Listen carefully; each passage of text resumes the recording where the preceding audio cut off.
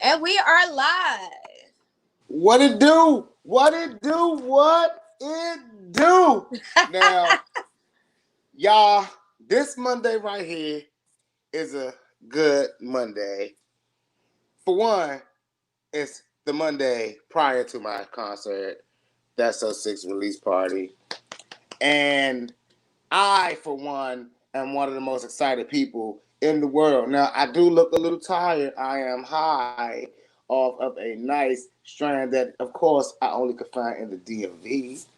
So I'm like feeling really good. I drove 10 hours, which seems like 20 hours realistically from Georgia. I got in late last night and I'm cooling back in my old stopping grounds, cooling, right? And I'm Uh-huh. and I'm sitting here and I'm like, man, it is less than 3 days now in retrospect away from my show. Monday's over pretty much. We Yeah. are the closers of Monday. After this show, y'all could go to bed. I mean, realistically, after this show, everyone could go to bed. This is the highlight of Mondays. Yeah. Like honestly now, Jezebel, there's only one thing that I think that we're gonna have to compete with on Mondays. And it's a good thing that only happens a small time of the year, and that's Monday Night Football. Oh yeah, But yeah, you know yeah. what? I like to think that we'll be a good kickoff of Monday Night Football because I want to probably speak about some of those games that's going to happen. You know how that goes. I Mm-hmm. love football. Football is like my second love. Maybe like my sixth child. Football is like one of my children. You're six. Yes. And so now, Jezebel, I had a lot to talk to you about today. Okay. And I wanted to share with all of everyone that's looking and tuning in today here at Boss Biz Radio, Rolling with Success. But I was thrown off because obviously I missed everything that happened in the world yesterday because I was on the road. So Oh when I got on wow. Facebook today, I realized that Cardi B performed, Mm-hmm. And she's let alone expecting. she broke the news that she's expecting. Yep, baby number two. Congratulations to Cardi B. Congratulations to Cardi B and Offset. Cardi Yes. B and Off. Now they had a real bad little trial and tribulation Mm-hmm. during COVID time. I remember they were seemingly like headed for divorce. Everyone was saying, and now she fought back. She said that she was taking her husband back. They were gonna work on the merger. Here they are expecting another baby. Now I don't know how babies work. I only have a lot of kids, but I have never had a baby. Right? I Okay. said to myself, I don't know how I feel about women performing on stage, and I think that was mainly because I'm talking about rappers, right? Mm-hmm. I mean, like I get Beyonce did it, but she was just standing there performing. She may gave a little bit of moves or whatever, and I get women are being a lot more proactive in Mm-hmm. 20 in the new world in the teens and whatnot in the 20s, right? Okay. But I still was a little thrown off by seeing Cardi B perform, right? Mm-hmm. Only because I'm looking at these things in different landscapes. Now, when people hear me, I want y'all to understand what I'm saying to y'all, right? We work because we have to work to get things that we want, right? Mm-hmm. Now, I get women get pregnant and they take time off from work usually when it gets time for the baby to be done or due, right? I said done like it's cooking. But usually when they're due. Now, I don't know personally every female has their own situations when it comes to pregnancy, their own different like births, right? But my Mm-hmm. thing isn't about health and women rights and things like that, y'all, because I stand for all rights, right? I'm not speaking about what a woman can't do or can do. I'm talking about a feeling based on when you've acquired everything. Now, I get a woman that may have to make sure her rent is paid and things like that, but She may have to go to work. But I know a lot of those women don't want to go to work. They would love to just be able to relax Mm-hmm. and have a safe, healthy pregnancy, right?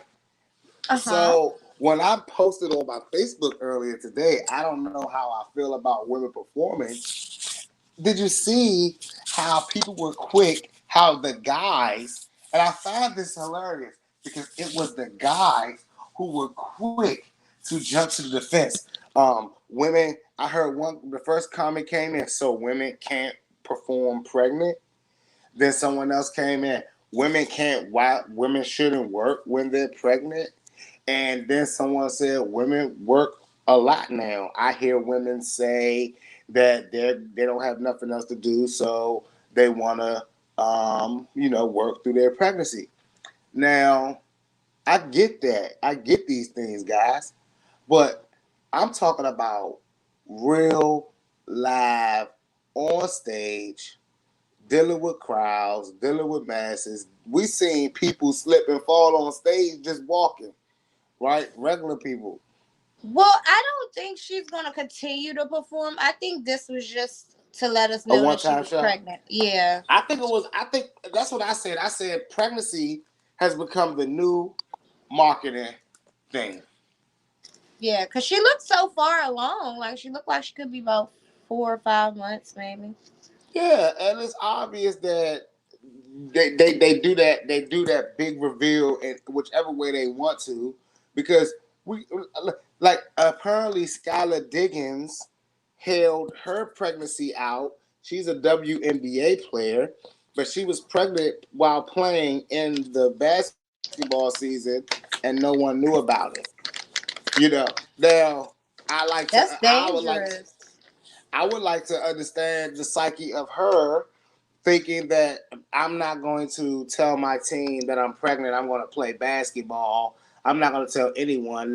I don't know. God forbid it's a hard foul. God forbid anything happens. And then, Mm-hmm.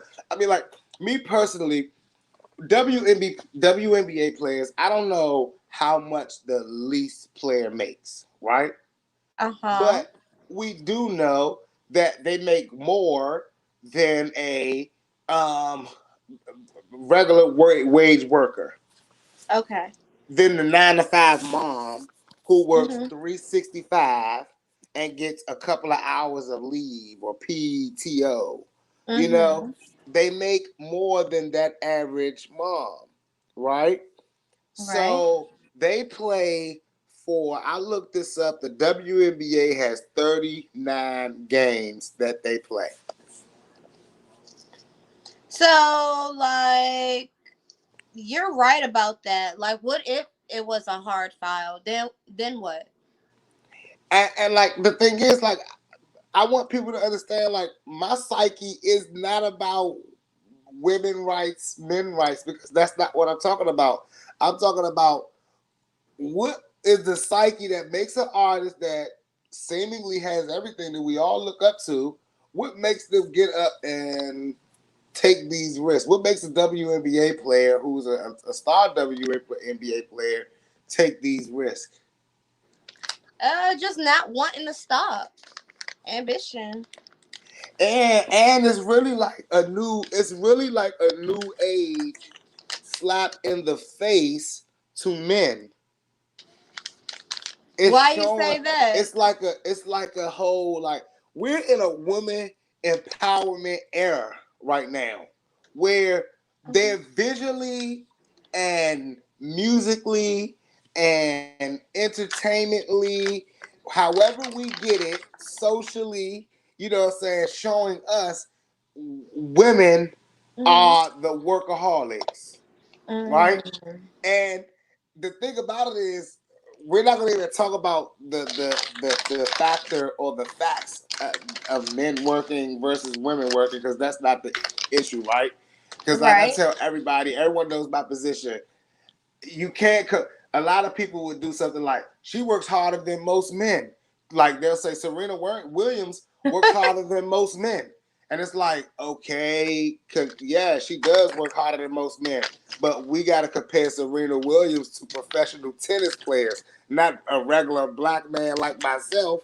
I mean, I'm Hmm. not working out to win Wimbledon, you know, Yeah, but you other right. men that are, what would they do on that level? You know what I'm saying? And like, of Hmm. course, we nitpick how we want to fit these narratives, but I'm not talking about that. You know what I'm saying? I'm talking Right. about what in us, like, we're shifting the mentality and is used marketing wise to show women dominance. Because sure, she could have easily said, "I can't perform because I'm pregnant," and sure, Skylar Diggins could have easily said, "No, I can't play because I'm pregnant." But do they feel like that would have given the men an edge? Like, yeah, they can't do nothing because they're pregnant. No. I think for back to the Cardi B thing, I think she just wanted to have a big ass gender reveal because people been speculating that she's been pregnant and she hasn't said anything. So as far as the NBA, the WNBA player, I don't know why she would put her child at risk like that. I'm not gonna even hold you, like being a married man with a wife who's been pregnant several times. I kind of figured that Cardi B was pregnant when she was tripping out at the end of it. You know what I'm saying? During the end of COVID, she was tripping out, and then she started getting better. She was having like these, like, to me, it's like kirking on them, but then I love them. I hate them, Hmm. but I love them. And that's what women do when they get pregnant. I've seen it firsthand. Like, whew, we be the first ones to go. Okay. The good withstand it. You know, that's how a lot of baby Okay. fathers become baby fathers. They're like it's they're not processed to deal with that part of the transition. And then usually they become better fathers because they get older, they have another kid, and now they can deal with that mentality, that transition. They understand it better. Their psyche or their security level is a little higher, and they can handle it. Usually that's how baby mothers become baby mothers. Man, Now, another thing that probably happened, I mean, this was before you got on the road, but are you familiar with John McAfee? no, is that the security guy? Yes, the antivirus software. Interesting. What did Mr. McAfee do? Now, supposedly, he committed suicide in a jail in Spain. However, What? conspiracy theorists and him himself made a video, I think it was last year or 2019, saying if they say I committed suicide, I was whacked. Now he's been running from the U.S. government for quite some time, Yes, I'm due aware of to that. tax evasion. He was also wanted in Central America for the suspected murder of his neighbor. He was Mm. caught with underage girls, so he's been living pretty much a wild life. But the big thing here is, did he really commit suicide? You know what's crazy? You say he's been living a wild life. Has he been living a wild life or a life full of knowledge? That too. He donated computers to the, what was it? Was it the Senate or something? And they all had malware on it, so he was able to hack in and see if they were setting him up, and also He see. Trojan horsed them? Yeah. Now, let me tell you what's hilarious, right? Because I have never used the McAfee security system, right? I really Mm. never used the Norton security system. I feel like all of those security systems are scams in a way. It's kind of like giving them your information to secure your information, but now they know everything about you, and it's weird. But Mm. do I believe that he committed suicide? Well, I watch a lot of movies. Uh huh. Come on now.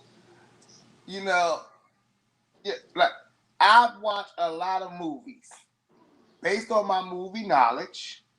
It's no way that that man committed suicide. However, also based on my movie knowledge, I don't even know if it's safe for us to talk about this. Like, He had did an interview with the reporter, and he was saying some stuff, and she was just like, "Yeah, well, we don't want anything to happen to us, so let's just end right there." And it was hilarious. If I could find the clip, I'll send it to you. I'll post it on Facebook, guys. man, look, young, like this world, it's crazy because even in what we do, right? Like in media and just being wanting to like gather information and to know things. We research, we talk to Mhm. people, we ask questions, and it's like when you share these things, Mhm. it makes you media, right? But when you use these things for your own personal gain, it makes you what? A threat. It's like, oh Mhm. my goodness. You go in there and you're able to talk to everyone. You're able to get them to buy your ideas. You're able to sell them things and Mhm. tell them that they need these. You're selling them the idea of fear. So once you make people fearful and you show them that you have the power to push the button, come on. Nobody, what did Kanye say? No one man should have all that power. You know what I'm Mm-mm. saying? Did you see the video where they say Kanye West is a superhero? I posted it, y'all. I posted it. No. Kanye West is a superhero sent here to save the world. And he uses his message, he uses his music to spread his messages and to alert and alarm us. Of what? Everything in this dirty industry, everything, flashing lights. As I recall, I know you love to show off, but what do we know? What do we know? Flashing lights. I'm just trying to tell y'all that we have to start really looking into Oh this. shit! You know what? That song just clicked in my head. Right. Yeah, listen. I Look, did like Kanye for a little bit, y'all. Just for, come on, like Jezebel. Let me ask you I like because the music, so. be, being the president of the East Coast Kanye West Club, explain to me what was it that brought you away from Kanye, and like if it was the Taylor Swift thing, you gotta let that go. You gotta let that go. Beyonce had the greatest album of all time. She had the best video of all times. All Um, times. his music is not really something that like I would constantly have on replay. Yes. However, he does have some great songs. So there are a couple of songs that he have that probably I don't have any Kanye songs on my playlist. Not one. You ain't got Not no Yeezy? one. Not one. Not even that song he did with Lil Pump. I really like that song. Uh Yeah, you such a fucking hoe. She's Such a such a fucking hoe. I I love it. love Like it. I really like that song, Well, but that's not even on my playlist. So it didn't drive you to save it. I Okay. appreciate Kanye's music. Don't ever get it twisted. He's very, very talented. However, I just No, like not one of them. And honestly, and then I love irritating Kanye fans. Like I just like it's just something I okay, like to do. Like I don't have anything against him, but I like getting okay, on y'all nerves. okay. Well, I mean, like I'm just gonna tell y'all today. I'm wearing my Yeezy 450s, Which one? and I What? love the feel that I get when I wear these things. Like I'm gonna show y'all my Yeezy 450s here. I don't know if y'all can see these here. My little Yeezy 450s. Oh, those are So yes, nice. I support Mr. West. Like honestly, I've never bought a pair of Jordans in my life. The movement that Kanye West took with Nike was powerful. Like I get. Listen, like honestly, Now, I get. enlighten me while we got a couple of seconds. What do you mean? What happened with Nike and Kanye? Well, Nike, as we all know, is the biggest shoe company in the world. They had Mm-hmm. Michael Jordan. Michael Jordan made them billions, Mm-hmm. right? But one point, Michael Jordan went to Nike and said, "Hey, let me get some royalties." They told Michael Jordan no. That's why we now have the company Jumpman, you know, because Jordan said, "If you can't hook me up, and all these people messing with me anyway, I'm just gonna do my own thing, right?" So Mm-hmm. although he uses Nike's warehouses and still uses Nike's team, that's Jordan's brand because he bought out his own, he now runs his own thing, right? But Mm-hmm. then Kanye West comes along and he felt like maybe I can change this mode. Now, what a lot of people don't understand about royalties is, in the shoe game, there's resale value on a lot of shoes, right? And Mm-hmm. there's a lot of people that get cuts. Shoe companies get cuts and things like that. So with shoes, they go on forever and ever. And it's like one shoe could be worth $200 today and worth $10,000 tomorrow, right? Mm-hmm. So now you start asking yourself, well, I want a piece of this pie. I don't want when my shoe sells to just be a monumental moment for Nike. I Mm-hmm. want it to be a monumental moment for me. Well, if Nike's telling you that can't happen, you roll with the people that tell you can. That's when he joined Adidas. Not only did he join Adidas, he opened up the doors for a lot of other rappers to join Adidas. And now they got a whole fleet. Now what's crazy is Nike obviously got the message because it's not ironic that Adidas went to the top of the food chain once Kanye West started making Yeezys. Now, I'm not going to brag about Kanye West's powers or anything like that, but that's another power and another check for Kanye West. And he opened up the door for other people that made Nike go and give LeBron James $1 billion, but still no royalties. Interesting. But I guess it's all Mm. good. I guess it's all good. Now, since we're on the topic of Kanye West and the Yeezys, he's suing Walmart, is it? Yeah. Listen, For copying his So design? actually, Walmart is suing him, Okay. and they're suing him for a design that they use that looks like a sunshine. The dot in the middle with the little rays of sun coming from it. Ironically, Kanye West said that he sent Walmart this image and told him that he was using it. Walmart told him that he could not use it. Of course, being worth $6.6 billion, you kind of do whatever you want to do, right? So let's Well, just be real. he actually also sued them for the foam Yeezy knockoffs, which they removed off of their shelves today. And that is what we call counter countering. When someone pisses you off, you piss them off. Now, the funny thing about it is Walmart knocks off everybody's shoes. Have you seen the fake Walmart Jordans? shoes look exactly like the Yeezys, though. I don't know if you guys can see. Yes. Yes. And what's crazy is people have been buying those. $25 as opposed to how much are the Yeezys? Probably like 200, 220. Oh, Now that's not bad. let me tell you what's hilarious, right? I'm in Walmart with these Yeezys on right here on my feet. And as I'm walking out the door, they gotta check my receipt because obviously I bought something that couldn't go in the bag. And the lady, she says, "Oh wow, did you get those shoes out of here?" I said, "Ma'am, what?" I said, "No." She said, "What are those?" I said, "These are the Yeezy 450s."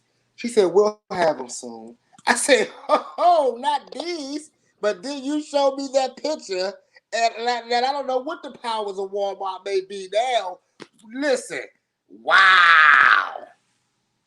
I, I guess, Oh. listen, I, we're about to be in a new world. I mean, listen, what is it? What is it now? What do we want? But listen, let me back up though. I want to go back to the part where you said no Kanye is in your playlist. That that was like, I don't know, like, where did you get that big sword, Excalibur? Because I still feel it, the pain in my heart. Where did you get that sword? How don't you have any no college dropout singles, no late registration, no graduation, no life of Pablo, There's no no Jay Yeezys? Z in my playlist. There's Well, no. listen. I'm not gonna hold you. There's literally no Jay Z in my playlist either, unless it's the songs that he did on Watch the Throne. Now, if I construct a playlist, um, like for that type of music, he would definitely go on there. Like if I wanted a chill playlist, like some chill type, it'll be Kanye, it'll be Nas, it'll be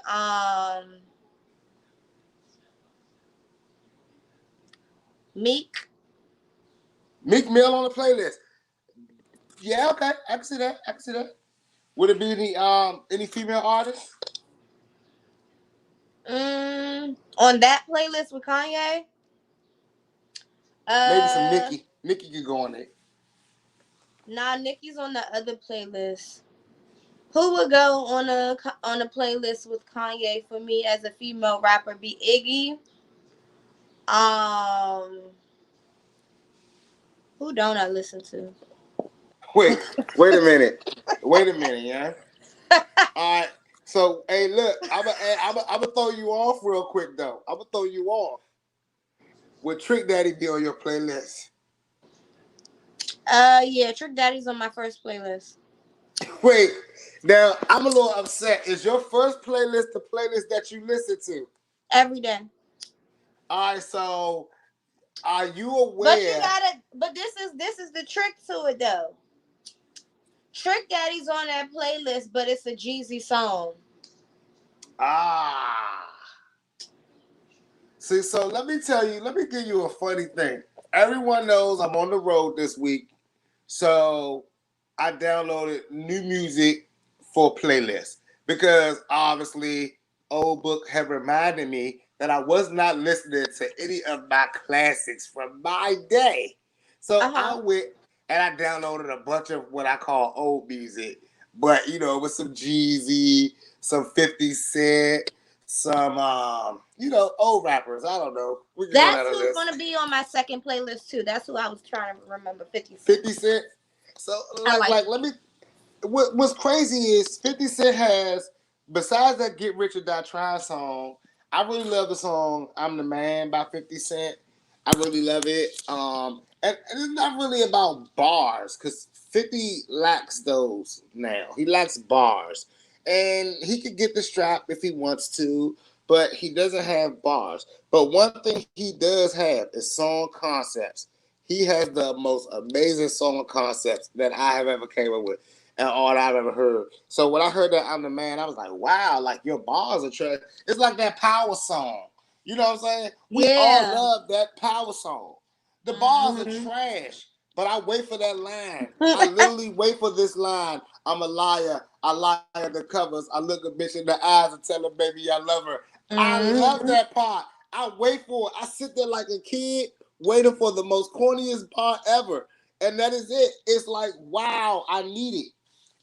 So of course, when I hear people say that they don't have Kanye West in their playlist, I get it, but I also understand that those are you guys are the type of people, the people that don't have Kanye West in their playlist are the type of people who watch a movie and it has to be on in someone else's house for you to be like, I really love this movie. I'll watch it again, but you won't find a time to sit down and watch it again because you got the message. You already got the point. It's like you know how it ends. Why watch that movie again? It's not like one of those movies that have all these weird twisted turns. You know what Kanye West is saying. He's saying either on this album the government is corrupt and they want to kill us all because we're black, or on this album I really hate the industry. They're trying to steal all my money, on this album. They told me I couldn't get it, but now I'm doing everything and everybody comes through me. So I mean, like for me, my admiration for Kanye West came because we all are the little engines that could. We all get told at some point no. You Mm-hmm. know, there's a lot of us that will hear no from the highest people on their list, like the people that you really admire. Once they tell you no, it's no good for you, you will change your whole life. You will be on a search, a spiraling search, trying to figure out your purpose because that person that you admired told you your lane wasn't for you. I've seen people go spiraling out of control because the pastor gave them some type of what they call it, prophecy. You know, I see this for you. Whatever you're doing now, you should be focused on this. And they spiraling out of control, like I don't know how to do it, how to start, where to go, what to do, woo woo, blah blah blah. Right? But it takes a strong person to look at your role models, be in the room with them and say, I want to do this. They laugh at you, and then now they need you because you didn't stop and you chose to do it on your own. No Now, way, no somewhere how. now that's I'm glad that you said that because I had a question for you today. Mm. And it was in regards to a music career. So, as an artist, when do you like all right, so my question was as an artist, if no one's listening to your music, do you continue to make music?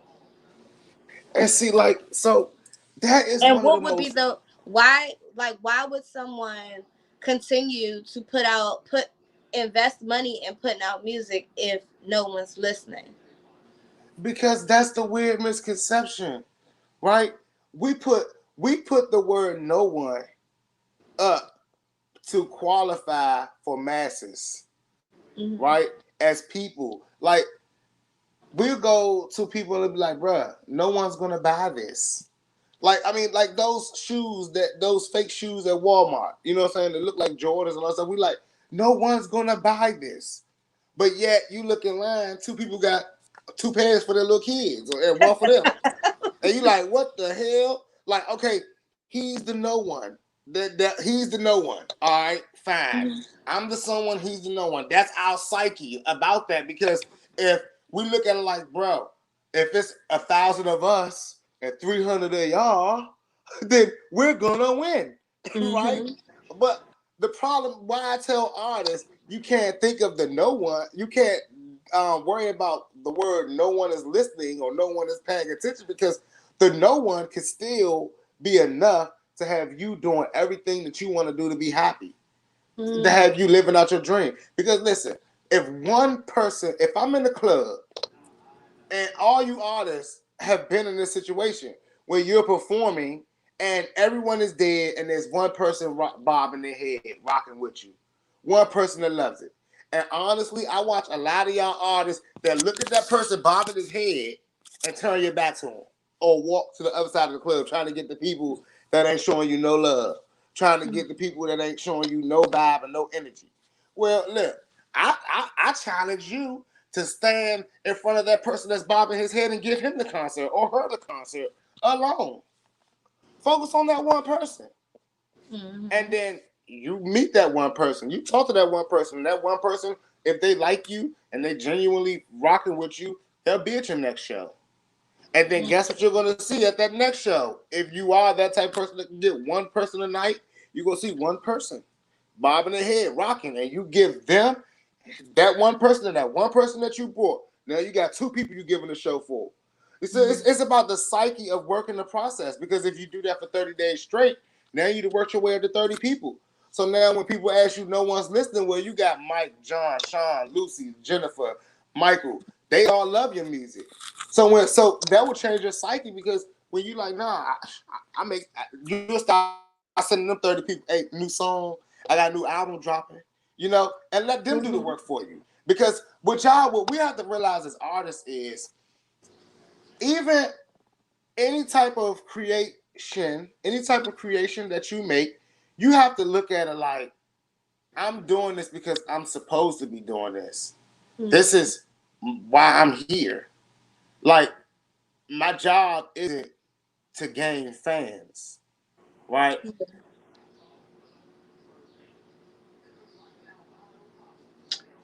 Talking that real shit, y'all.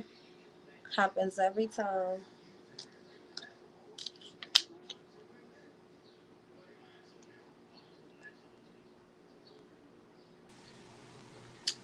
Yeah. I'm So, listening.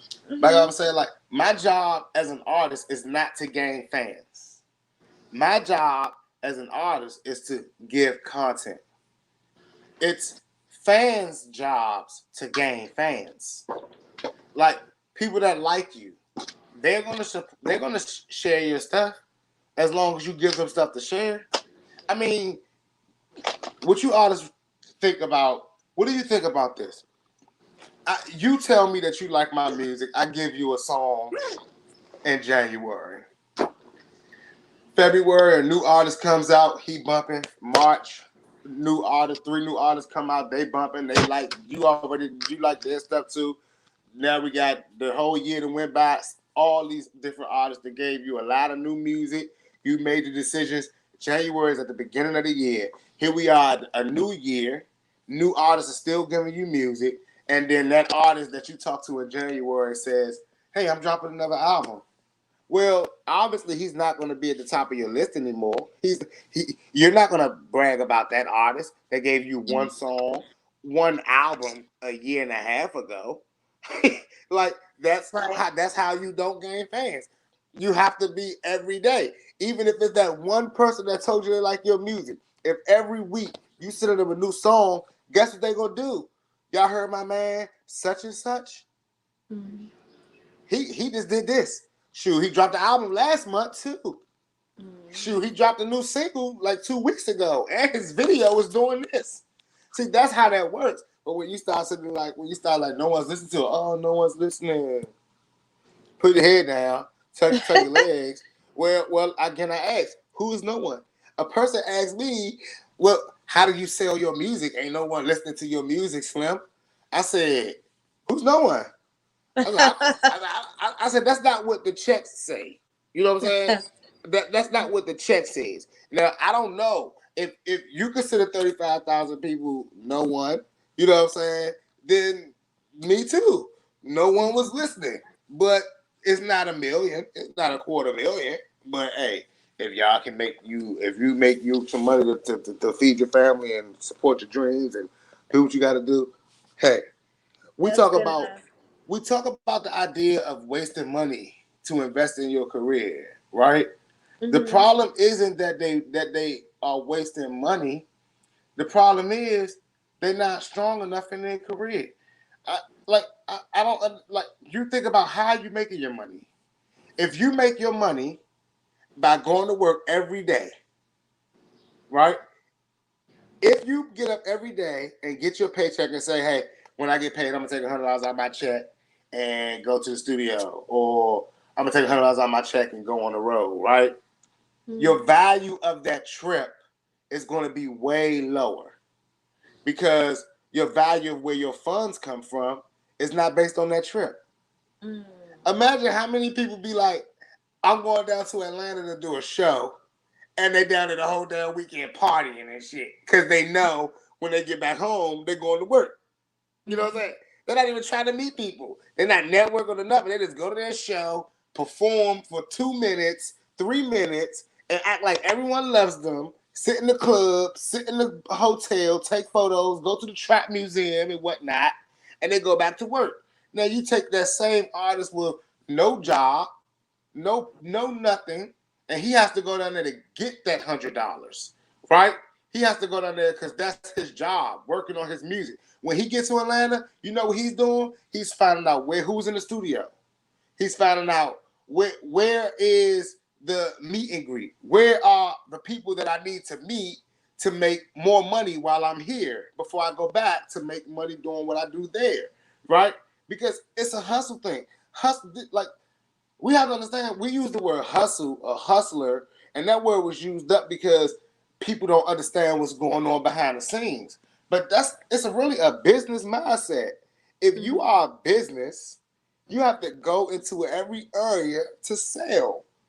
Mm. It's crazy. A person would go into another city and be like, "No, I work for Dr. Jones' office." You know what I'm saying? It's like, what you promoting Dr. Jones' office for? Like, nah, I'm a rapper. I'm a singer. You know what I'm saying? I'm an actor. When I walk up to anywhere, they be like, "Yo, what do you do?" Oh, I'm a rapper and a radio host. I mean, what else do you? What else did I do? That's what I do. Hello. You're not about to hear me be like, yeah, no, like, I work at Walmart, you know what I'm saying, and after that, or I work at Home Depot, or I work for Dr. Johnson's office. But when I'm off, I be rapping and shit and trying to, make this music pop off. Well, I mean, we all have blueprints. Someone posted, "It's nothing wrong with working a 9 to 5 to support your dreams." Yeah, I keep hearing that. Yeah, and it's amazing.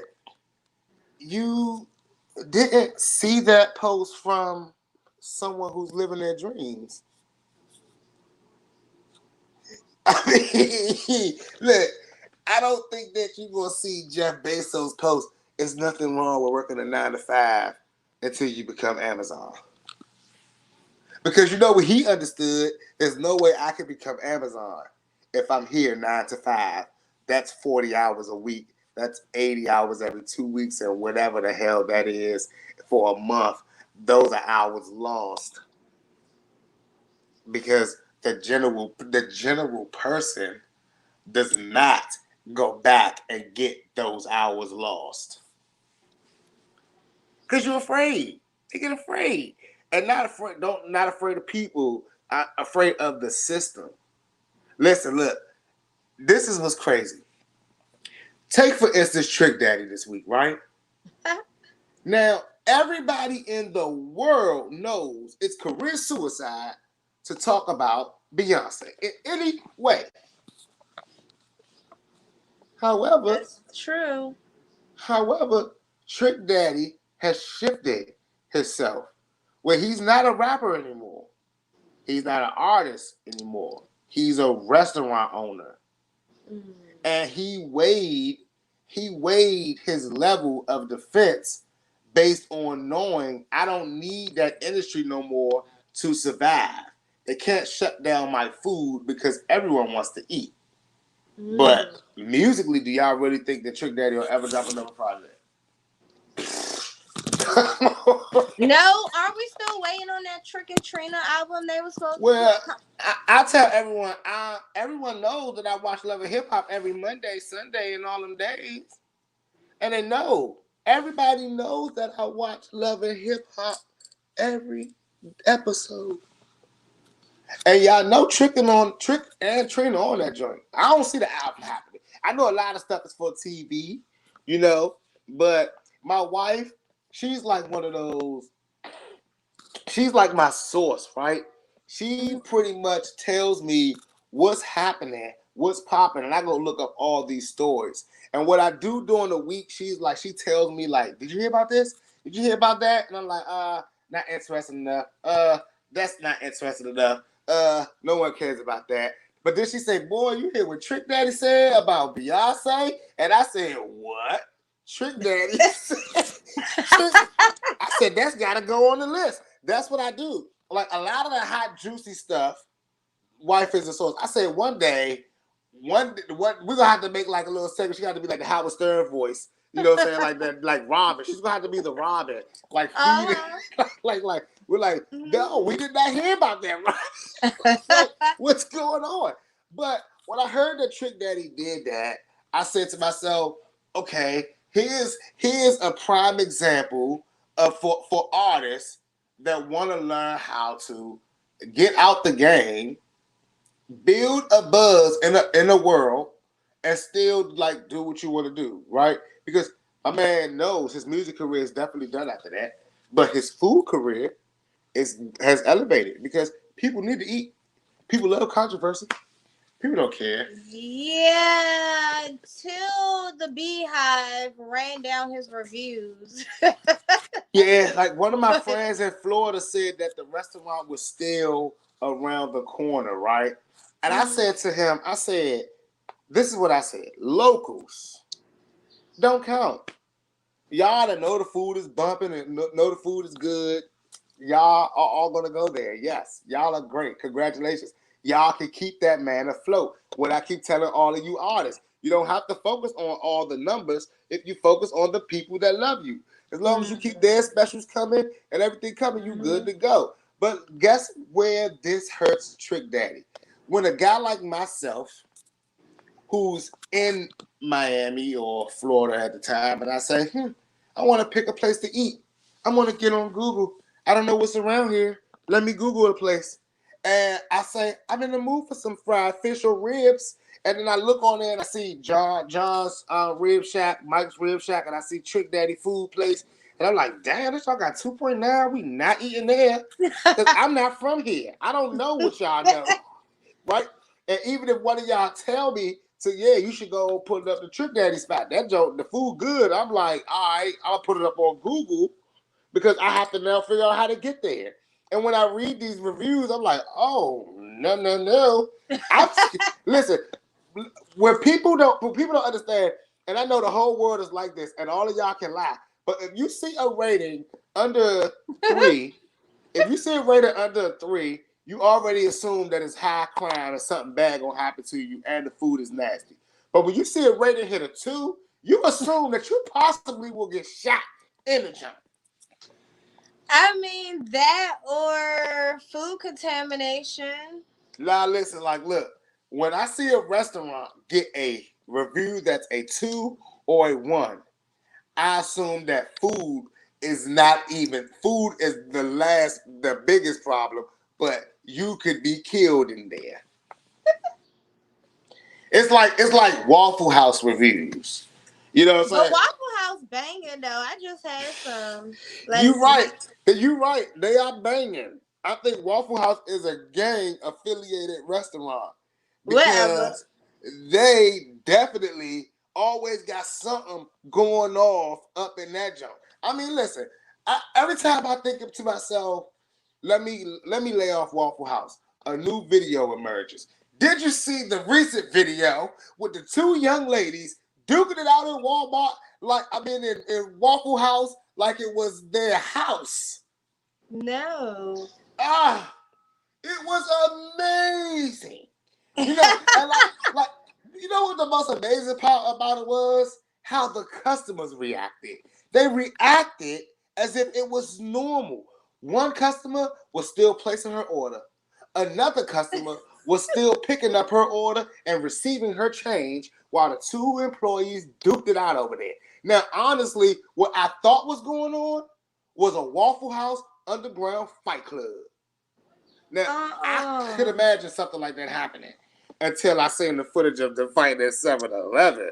Did you see that footage? No, and which 7-Eleven? Where was this? Well, I know it wasn't in Atlanta because there ain't one down there. But I assumed it was the DMV area because I heard Mo, you lunching. Yo, you tripping, Mo. Mo, not today. Not today. It's too early for this, Mo. It's too early for this shit. So I figured that it had to definitely be DMV. You Oh know? no. Listen, like, isn't it amazing? Isn't it amazing that other countries have languages, but cities have slangs that Mm-hmm. just cannot be taught in any class.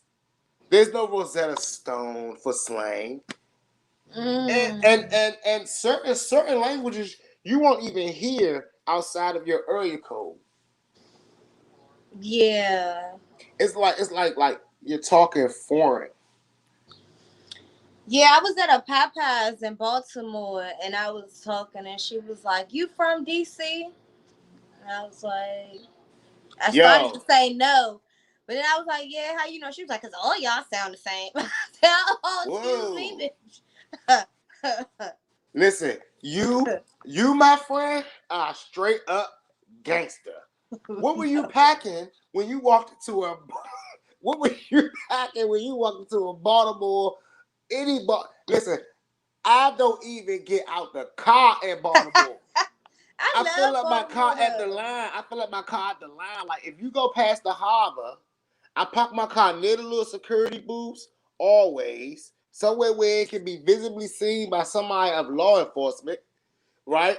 Um, and I usually stick right near where the aquarium is and right where Phillips is.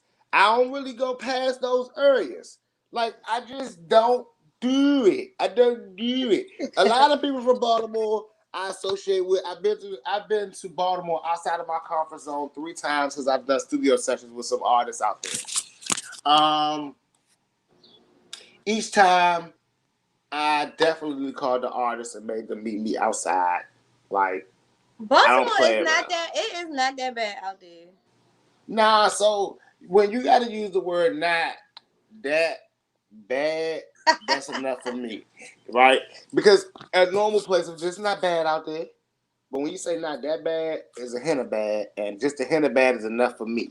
Because like Baltimore already acknowledges that they're not from here, so I'm like, all right, cool, we good. Like, it's not my hood, not my side, not my side. So, hey, let me ask you a question though: is Beyonce untouchable? As far as You can't say anything about her. And is there any other artist that has that status, like that Beyonce status, where if you say something about them, you're done? um, Would you want that type of power? yeah, I mean She's that's like, yeah, dangerous. I be in their asses. You be in their ass.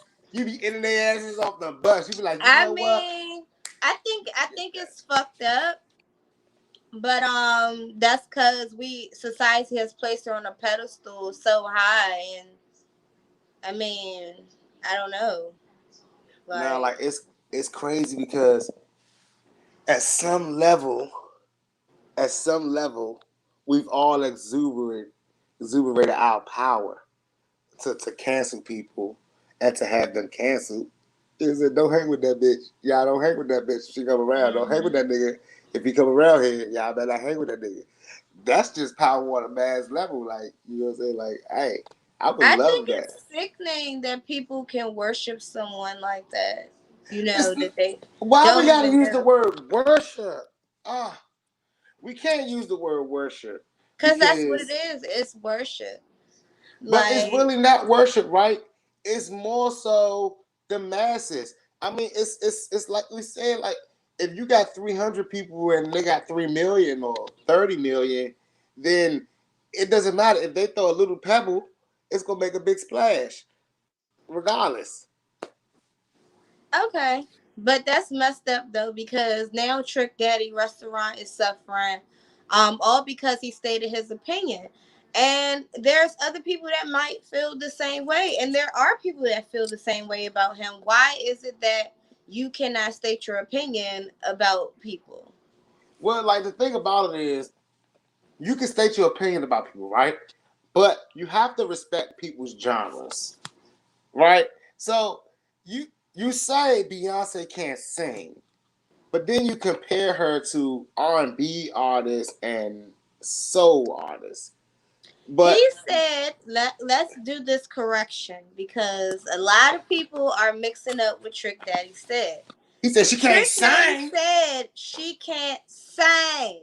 He said she can sing. Beyonce is the best performer I know, but That she she can't is. sing. But she can't sing. That's what he said. Mm-hmm. She can't sing. She ain't no Kiki. She ain't no Stephanie Mills. She I ain't no mean, she ain't no none of them. No Patty. Aretha. I mean, but She, is he lying though? well, listen. What the problem is? No, but again, that's blues rhythm. You know what I'm saying? That's jazz. That's R&B. Beyonce is a pop star. So when you think about it, she does not have to know how to sing. You know, she has to know how to put a song together and perform it. And let me tell y'all why Beyonce is brilliant. Brilliant, brilliant, brilliant. Because she acknowledges what she can't do. So she has a team. She has a team of writers because they know that her face, her voice, her style the way she performs it is going to bring this thing to life. It's going to give it vision. It's going to do that for this record. Now, we talk about singers. Singers have to paint the picture with their voice. You know, it's like, all right, I have to know she's really into it, or she's being sensual. So you're saying Trick Daddy is right? No, I'm saying Trick Daddy is wrong because the idea. He says she's the best performer. He knows she's a great performer, but she can't sing like a Patti LaBelle, like a Stephanie Mills, or Kiki Wyatt. Now, is he lying, y'all? But the thing about it is, like, we can't. How can we listen? That's his opinion. But it's safer. It's safer to say they can't sing like her. No, it's not. But Beyonce, to me, she can sing. She can blow. I think she can blow. But at the same time, she can't blow to me like Kiki. But she's bigger than them. It doesn't matter. If you put them two in a room with just a microphone, that's what Trick Daddy means. You put her in a room with just a microphone, no special effects, no nothing. Put Kiki in a room without a microphone, because she loud as shit. Like, that's all he's saying. That's just his opinion. Yeah, Beyonce can blow though. But this is where I have, this is the only reason that I have my problem with anyone saying that Beyonce can't sing or sing, right? This is my problem. And I'm not in the beehive. I'm not in the beehive, y'all. But like I said, Kanye West supports Beyonce. So I have to support Beyonce too. And I have to give it to y'all like it is. So let me tell y'all why I have a problem with this. Because all of these people have records. All of these people have records. And when people want to hear certain records, they go to the artists they want to hear. Mm-hmm. Right? When they have, now, Beyonce has given us a wide range of styles and records. She's given us styles that sound like gospel, styles that sound like rhythm and blues, styles that sound like the old 60s, styles that sound like, whatever. Like, she's done a wide range. Shout out, Tony! Definitely sound like it, don't y'all? She's definitely given us a wide range. So, if in that realm, she's sold more records, she's reached a greater height, and she's the only reason Jay-Z is relevant. She's the only reason Jay-Z is relevant. The people have spoken. The masses. No, the people have not spoken, because if Beyonce can't sing, you did not agree or disagree to my point. Microphone, her, and these people that Trick Daddy named. That's it. If Beyonce can't sing, y'all have to say Michael Jackson can't sing. She can sing though. Nobody. Now, if y'all say Beyonce can't sing, she can't. Y'all got to attack Michael Jackson. Y'all got to attack Michael Jackson too. Well, Beyonce can definitely blow. Did you see when I went under fire? Did you see when I went under fire for saying Beyonce is a better performer than Michael Jackson? That's a tie though, wouldn't it be? Nah, she's better. Yeah, you're in the beehive. So in other news, I may be in the beehive, y'all. I'm gonna try to get me a shirt made. And other news, if you guys are down in Florida, make sure y'all go check out Trick Daddy Restaurant. Please show him some love, because he needs it right now. And anyone that goes on there, let me know how the fish is, because the picture did look delicious. Although they were saying that the lemonade was better, I don't reckon I reckon that there really isn't any lemonade. Hey, you know what they were saying? You're wrong as shit. Did you leave a review, Six? Listen, I left a review. I'm actually Susan Sixxcess. Susan Sixxcess. I didn't want to leave my own name, but I am anonymously Susan Sixxcess. That's me. I was the one that said that the lemonade was extraordinary. No, so Uh, look. Let me tell you what's crazy, right? It's like honestly, we got to think about like fan bases, right, and protection that fan bases give us.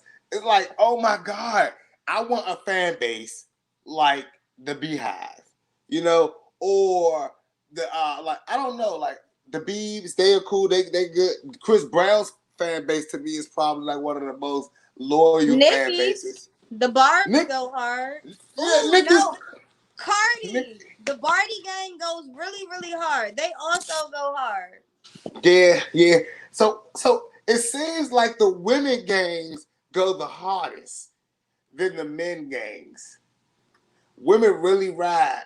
I mean, like women artists really get that crucial fan base when they reach that level. Like Whitney Houston could not be touched. She could smoke coke in front of everyone's face, and people would be like, "You better not say that she smoked coke. She does not touch coke or crack, nothing." You know what I'm saying? Crack Like is cheap. she spent a whole reality show, her and Bobby getting high, and they still tell us that they don't get high at all. So it's amazing, like the fan base protection. So and like that's why I tell artists like yo, listen, if you focus on just your core, you will be untouchable.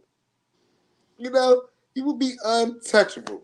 It's hard to focus on the core though, but you gotta like zone in on it. Like honestly, like with everything that's going on right now, I'm seeing life way different now, Jezebel. Now, how so? It's like I used to believe that there was just a hamster wheel that you had to choose to run on, and it's like either you play along and you get there. You know what I'm saying? I watch a lot of motivational speakers or money gurus, right? And I find something that they all teach. They all teach different methods of how they became a guru, right? Okay. But the one is only one thing in common that they have. They focused on what they loved to do.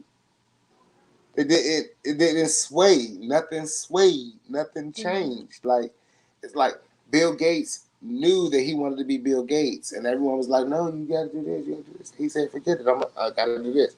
Um, Even Jay-Z, you know what I'm saying? Like even when they had made Rockefeller, they knew Jay-Z knew his end game. He knew his plans, right? A lot of us don't even know our game plans, and a lot of us don't stick to our guns. Now, I talk to a lot of my friends, and I say, "Damn, if someone would have told me this a year ago, I would not believe them.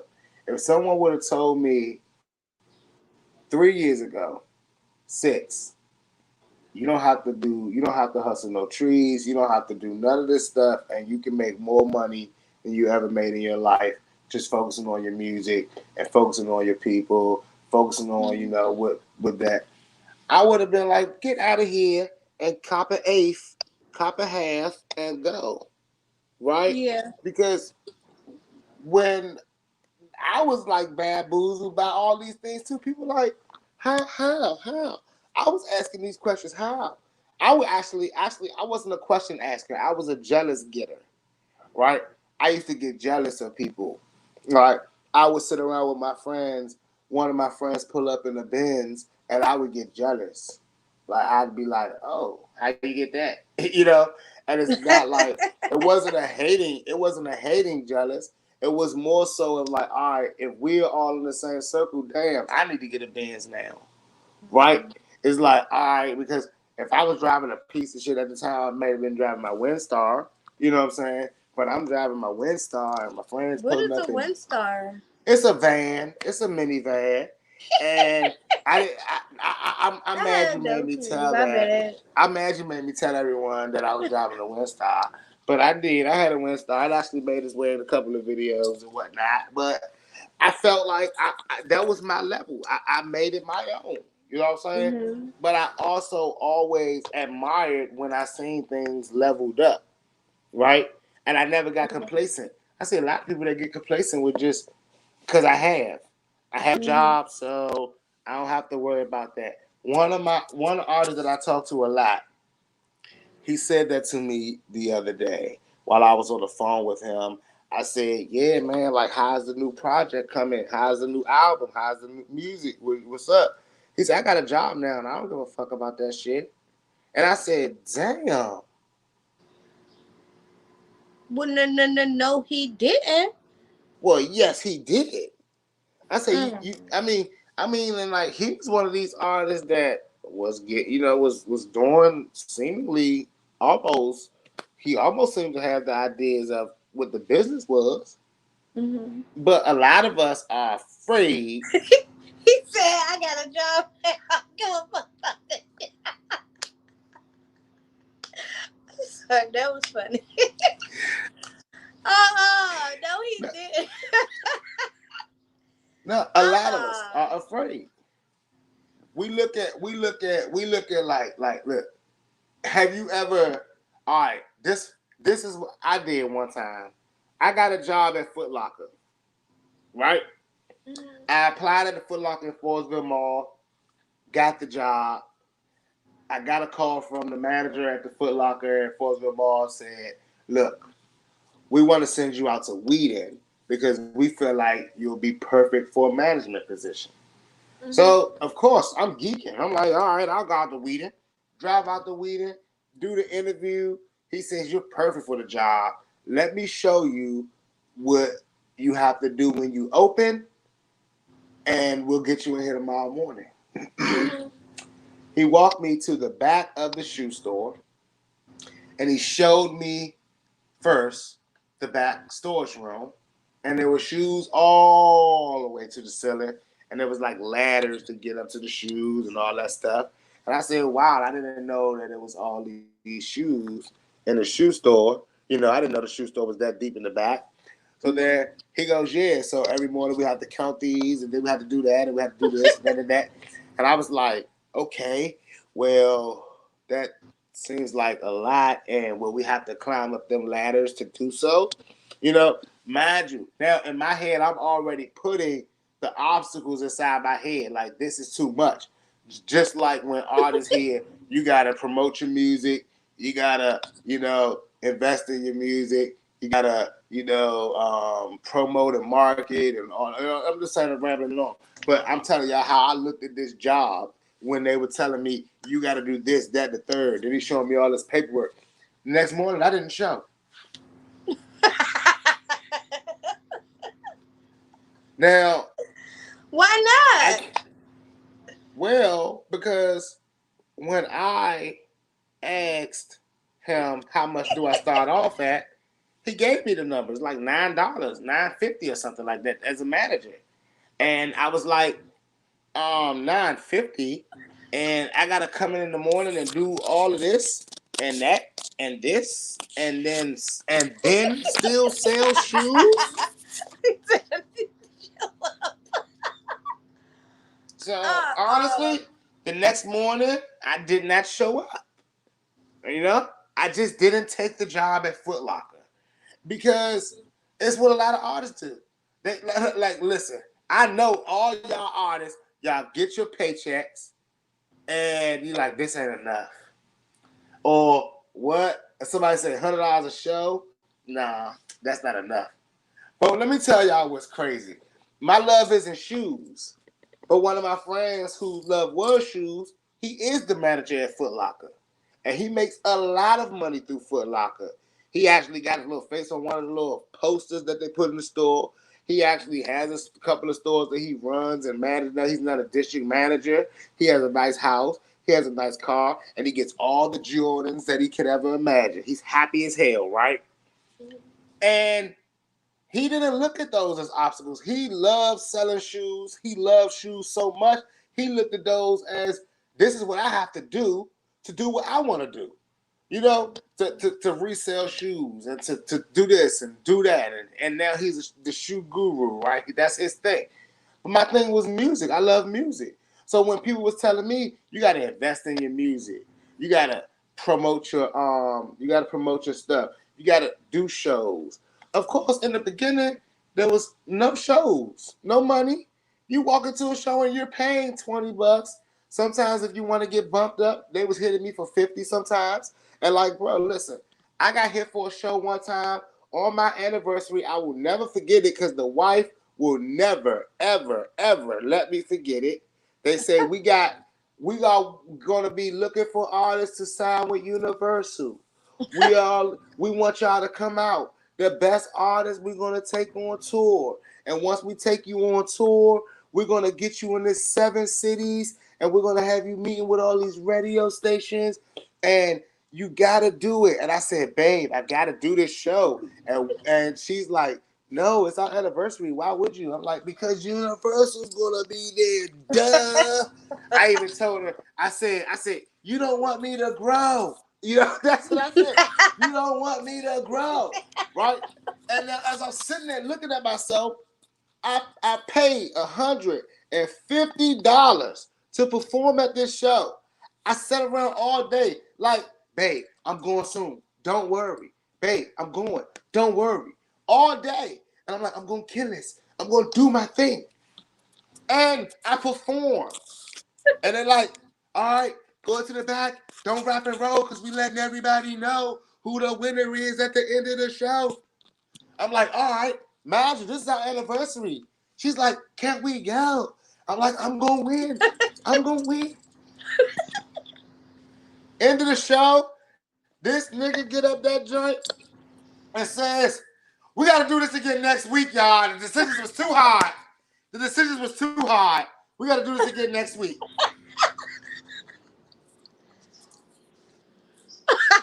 I said, baby. Yes. I said, baby. Baby.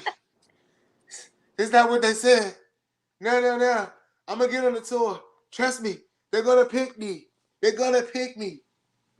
Now, these are things that you do when you really love the show, when you really in love. Like, you don't look at the obstacles. You just be like, boo, boo, boo.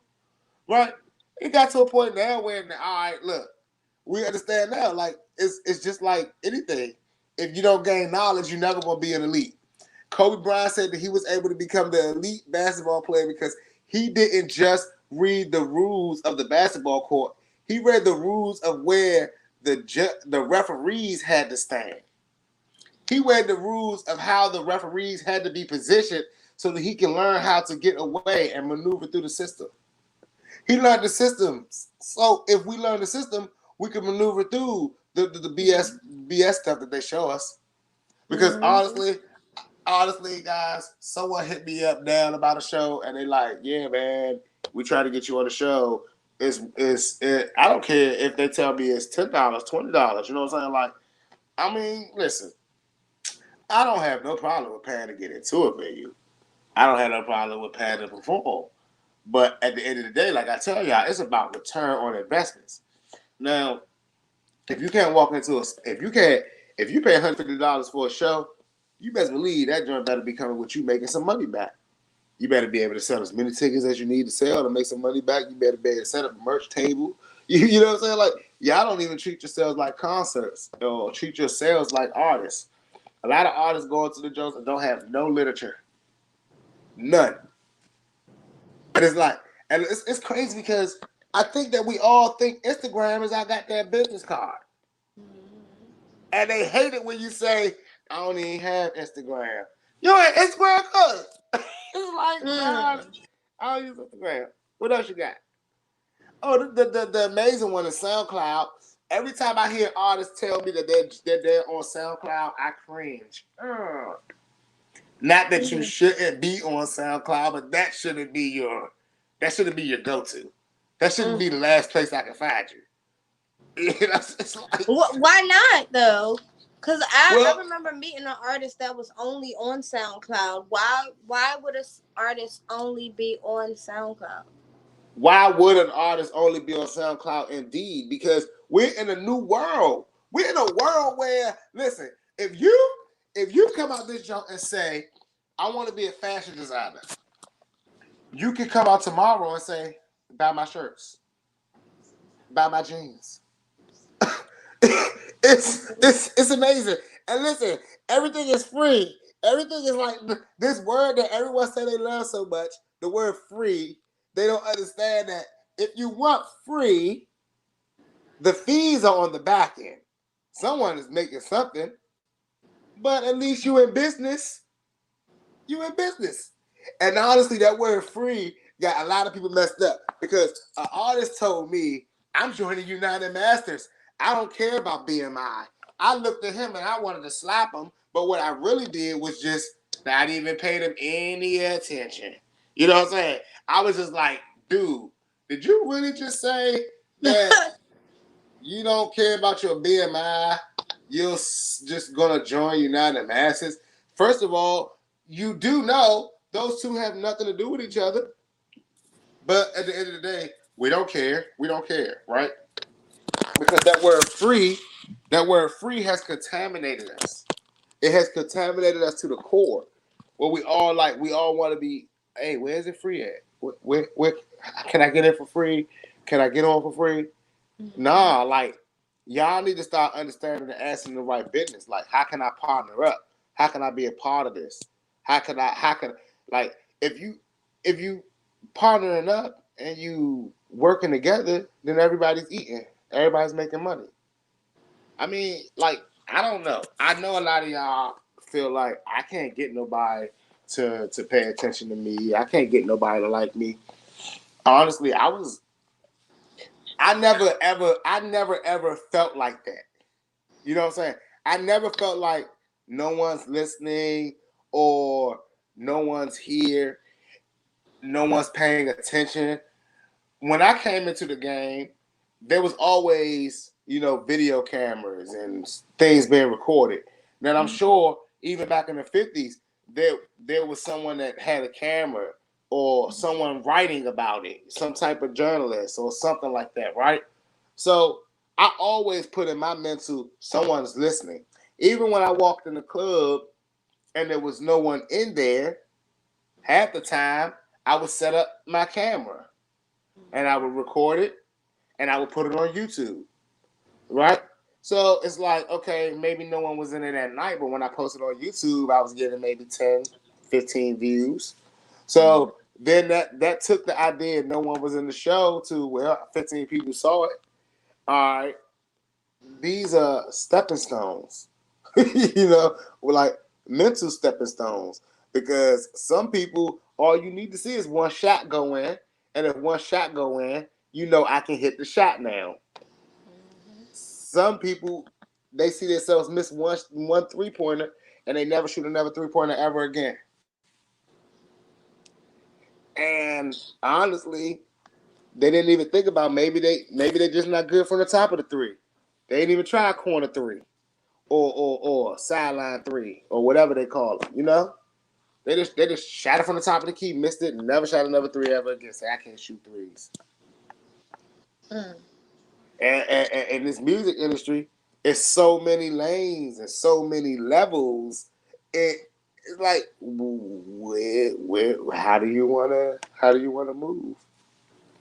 I get more worried because I see lists, right? And let me tell y'all, these lists are really making me mad. Like, why are the elite people hated so much? But why do we insist on these lists? Soulja Boy was What the first list? artist listening to up and coming rappers. Yes, he was. All these top 50 lists, top 100 lists, top 10 lists. Um, the past few shows, besides last show, I didn't really get into it. I've been showing how there have been double XL's lists came out. There was another list that was done by Dat Piff. And then some other jerk put Jim Jones on the list. This artist Conway has been making his name on a lot of lists. But the reason why I'm having a problem with all of these lists, and I really want to do away with lists. I don't like the term top artist. I don't like the term best artist in it right now. I don't like these terms, because Music is one of the most subjective things ever. You don't understand. Like, listen, people don't understand how subjective music is until you just sit around three different teenage boys. Just sit around three different teenage boys. Not girls, because girls are clicked up to when it comes to music, right? But guys, on the other hand, they pick music. Well, we pick music off of feel, right? Off of a vibe. Girls pick music off of how they can, how it fits in their life at the time. You know what I'm saying? Like, it's like, oh, if this nigga cheating on me, then I'm listening to all cheat music. If I'm real feeling real happy and good, I want to find all the artists that make happy, fun music for me to feel. If I'm feeling sad and depressed, I'm listening. That's how women go. But men, like, even if we feel sad, we'll listen to that artist that we pick to make us feel gangster. We're gonna play his song that he talks about him being sad. You know what I'm saying? It's like, nah, I fuck with that nigga because he from the streets, or he a real gangster, or she a real bitch. Whatever the case may be, however men pick their music, right? So when you sit around three different ones, three different teenagers, because honestly, people don't understand. People say, "Oh, you picking music like a 20-year-old." Well, I don't pick my music like a 20-year-old. I pick my music like a teen because the teens are the ones that's driving the music. I mean, listen, there's a reason why TK did the race. Hey, come on, guys. We know what's good.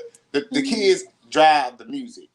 It ain't like it used to be back in the day when you could walk in a room and your parents would have that good old soul music blasting and they're like, hey, listen to this, boy, you don't know nothing about this. It ain't those days no more. Nowadays, our parents don't even want us listening to the music, and we don't want our kids listening to the music that we listen to. I know so many parents, I can't stand when I hear a parent listen to some music and their child rap along and they be like, watch your mouth. It's like, watch your mouth. What do you I mean? mean, No, I can't stand it. why not? Because, listen, we know how powerful music is to us as adults. We ride in the car, and your favorite song come on the radio. Let me tell you, everybody, all the old people' favorite jump, that Frankie Beverly jump, they went, whoa, whoa! Everybody in the car, all of us adults, when we hear that joint, no matter where we at, as soon as we hear, whoa, whoa, we break that shit down right with his ass. You know what I'm saying? That's the trigger that music has. Then imagine hearing a kid ride around and you listening to your favorite King Von song. You know what I'm saying? And your child is like, hey, rapping along. They learn the words because you love it. You know what I'm saying? I mean, hey, I like Back in Blood like the next one. Whenever I hear Get It Back in Blood, I turn that radio up. But I always find out, I always think I'm breaking a code when I hear my daughter go, burr, burr. You know? So it gets a little tricky. It gets a little tricky. But when I think about these daggone lists that people make, I'm like, wait a minute. Real people, like, who's making these lists? And who confirmed these lists? Is it a group of people in the room? And how do they come to this? Is it one person's opinion? Well, where's this person around? Where's this person live? Where's this person from? What's this person went through? What's this person go through? You know, it's like, oh my goodness. It's so So, many subjective reasons. so you're saying music is too subjective for people to have lists, Yes, music is too subjective to be ranked. even by genre.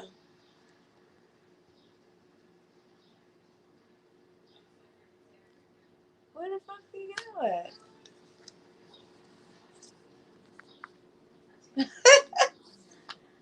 That's crazy. I'm talking to myself. Hold on, y'all. He is coming.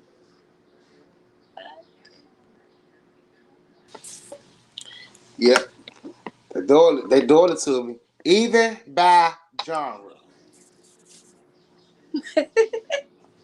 By genre, it's even harder, right? I mean, because it's amazing how people would be like, "Oh, I like rap," or "I don't like rap," but then it's like, how many subgenres of rap is it? From hip hop, trap, drill, blah blah blah, blah blah blah, blah blah blah. Are we all judged if you are drill, if you like drill music? Now, am I never going to be on your? I'm never going to be on your top list if I'm a hip hop artist, or if I'm a some type of whatever chill lo-fi artist. I'm never going to make your list. And let's just say, what if your list is? What if you are I don't know a prominent DJ? What if you double XL? You know what I'm saying? And y'all are, it's because let's just be real, it's probably some nerds, some college nerd that got a job at Double XL that's writing for this spread, right? We know how they feel. They either two ways. When you a college nerd, you either two ways. You a real hip hop head, or you are what's trending head. You know, it's like now I'm finally in the cool seat because I mean, journalists, people that make these lists are not like. I mean, you realize when they ask celebrities, they only stop at 5. Always give me your top 5. And the reason being is because when you reach a stratosphere, going past 5 is like, really? Can I name like top 5 rappers? I can give you the people that influenced me. You know what I'm saying? But really, can we list them? You know, they all the artists they hit you with that corny line. I mean, in no particular order, but you know what I'm saying? In no particular order, but you know, I gotta put and you like, all right. And then you sitting there, you looking at him, you like, all right, yeah, I can see how that's his favorite artist, but how he ain't gonna say such and such, or how she not gonna say her, or how he not gonna say them. You know what I'm saying? And it's like that question comes up in everything. Lists are made up to keep us. Lists are made up to keep us from focusing on being on them, and to keep us battling amongst each other. Say that Because again. lists are made up to keep us from being on them, and to keep us battling amongst each other. Oh wow. Like the reality of it is, I don't care who people's top 50 are. I mean, I want to be on the list. I don't. If I don't see my name on the list, I already don't made it. Don't look at this. I be seeing them DMV lists, right? And I find those lists super hilarious. I seen one list that said this list. I seen y'all putting up y'all DMV list, and they said that this list was based specifically on numbers that the artists were doing, right? And I was like, well, that's not true. You know what I'm saying? I'm like, that it ain't based on numbers that artists do because I still don't see my name on this list. You know, and it can't be based on status or what artists do because again, I don't see my name on this list. You know what I'm saying? Now, mind you, I've never. Well, I did make it 1 year, but that was a technicality. I've never made a DMV like list. I was nominated 1 year DMV Artist of the Year. That was 1 year, but I've never even that year being a nominee for a DMV Artist of the Year. I still wasn't on any DMV artist list. And you know what's hilarious? People ask me, "How do you feel about that? Do you care? You know, like what do you feel?" Hold on, but where did you see this list? Oh, these lists go around on our social medias. So these lists go around on our social medias, and of course it's list time. So we'll be seeing the DMV list coming around soon. Did you see there was a list about the top 50 DJs in DMV? You know, Top um, 50? yeah, top 50 DJs. Dead and Yep. alive? Nah, currently. I ain't know there was that many. Where I Well, be thing at? that's the thing. Like, and the thing that is that many DJs that you can put on the top list, but not that many DJs. No DJs is breaking the artists in the city. Ooh, I ain't say that out loud, y'all. Don't kick me off. But hey, That's yeah, a tough one. nah, because let me tell y'all, DMV DJs focus more on their status than breaking artists. And what do you mean by that? DMV DJs focus more on them being the biggest DJ in the city, being able to charge the artist to come out and trying to make it through a living. You know, they are not focused on breaking new DMV artists. They are focused on DMV artists making them look good when they pay these people to come to town. Mm. You know, and y'all, and like a lot of y'all don't understand. Like, I see a lot of people support Bliss. A lot of DMV artists support Bliss. A Mm-hmm. lot of DMV artists share Bliss flyers and their stuff for free entry to Bliss. And they Mm-hmm. like, if you share it enough, you get in for free and things like that. Well, I don't know how these things work, but why isn't Bliss reaching out for artists to just open up for these artists? Why they don't promote these artists like that? Well, it's a DMV thing. It's a It's the DMV thing. promoters. It's the promoters that's throwing the parties. The promoters are the ones that gotta basically.